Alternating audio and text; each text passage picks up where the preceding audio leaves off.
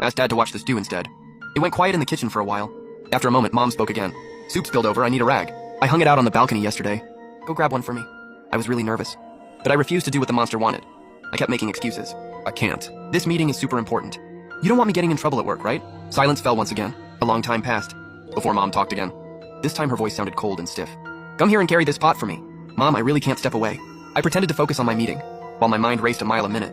Suddenly Mom jumped right in front of me. She was holding a big cooking pot. Jay, why won't you listen to me? Thick black smoke poured out of the pot. I breathed in the smoke. I collapsed, screaming in agony. I lost consciousness quickly. The next second I woke up from sharp pain. I checked my arm and all the notes, and realized I was stuck in another loop. This was my 18th death. I pulled out my phone and saw 2 new recordings. I clicked on the first file, confused. Right as I let out a scream, another scream came from the living room. But these 2 screams didn't sound the same. In the first recording, my scream came from inside the kitchen.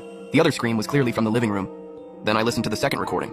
On the second track, my scream matched exactly the one from the living room. After listening to both files, I was certain about one thing. Mom is definitely the monster in disguise.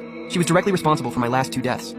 I still needed to figure out what triggered its ability to kill. I thought hard and replayed the audio. I sped up the recordings and listened again. A theory slowly formed inside my head. The only thing I did before dying both times was talk back and forth with Mom. Does it need to have a full conversation? Of at least 3 lines to kill? Is that its hidden rule? But that didn't fully add up.